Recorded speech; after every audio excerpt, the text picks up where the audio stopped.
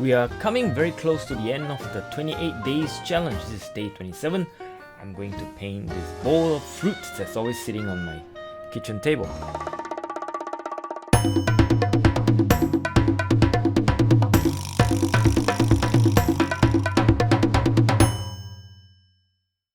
So this bowl of fruit is quite colorful. There's yellow, there's green, and then there's orange. So this is what we're going to do. We're going to draw from a macro in perspective, outline all the way, and then going to fill in the blank. Just remember, when you're drawing, the audience just need to be able to read. In other words, identify the fruits. It doesn't have to be perfect. Your audience just need to recognize it's a banana, it's some kind of an apple, orange, and so on. Of course, using the right colors will help, but the shape must more or less inform, and it doesn't have to be accurate. Sometimes accuracy can hinder reading as well, so you got to watch out for that.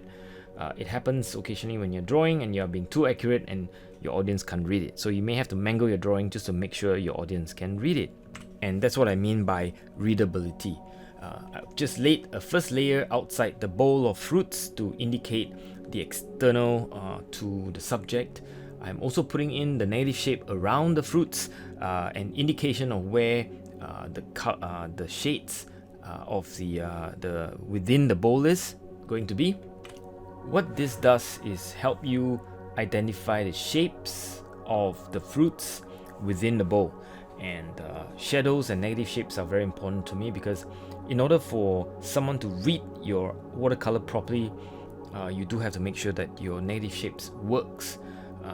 I'm also drawing a little bit. As you can see, there are some parts of the banana that needs to be drawn in with the lines and so on. So when I later on layer a color of over it, it will be sort of muddled somewhat, smudged somewhat, but you can still read the form or the three-dimensional shape of that part of the banana.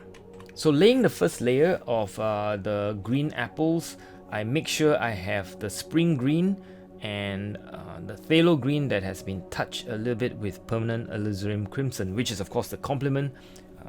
Red is the complement of green, and that will make the shadow color versus the sunlit color of the apple, and therefore creating form. Next, of course, I'm going after the oranges. As you can see, I leave a very big patch of highlights, and I'm just painting in sort of circle motion the oranges. I use a combination of new gamboge plus queen rose, which makes orange, and then like I said, I leave a very generous amount of highlights in most of the oranges. I'm just looking at the photograph and decide how much I leave, and then at this point I'm double layer with a little bit more reds where the shadow part of the oranges are. Again, this creates form. Now finally, I add a dash of French ultramarine into the combination of the orange, and I use that to create a darker layer within the bowl, thereby indicating where the darker parts of the shadow will be. In every layering, I always leave a little bit of the previous layer so that there is sort of a gradation from light to dark, if you like, and eventually the eyes will see some kind of a receding of the darkness. Putting the date and my name while waiting for some of the watercolor to dry. Now I'm ready to put in colors on for the banana. I start with a bit of green gold, and then going in with lemon yellow and new gamboge. Within those three colors, I create a textured yellow, if you like, where it's a little bit more shadowed.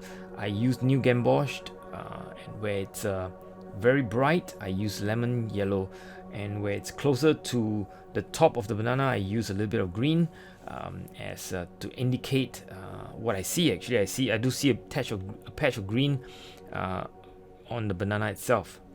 And now I'm doing a bit of detail, a bit more shadow, darken some of the shadows, and darken some of even the shadow part of the bowl itself. The combination of very, very dark here is essentially French ultramarine with permanent alizarin crimson with a dash of phthalo green thrown in. And I'm using that very, very small brush to draw in some of the bits and dots on the banana. Imperfection, if you like, but that's what life is. It's full of imperfection. We just need to get used to it and enjoy the aesthetic that it brings. Again, trying to carve 3-dimension out of the bananas using the grayed out purple, if you like. For those of you who have seen my videos on texture, this is a good time to study the texture of the banana. There are lots of little dots and lots of lines and so on and so forth. Now I'm also putting in some of the darks into the bowl, and and then a little bit of lines or dashes on the side to indicate how the curvature of the bowl is in reality. Some dots to make sure the apple and the oranges sort of pops, and draw a little bit more lines, and I think we are almost done. So I hope you enjoyed this. This is number 27. Have a good and safe weekend wherever you are. This is Whee Teck out.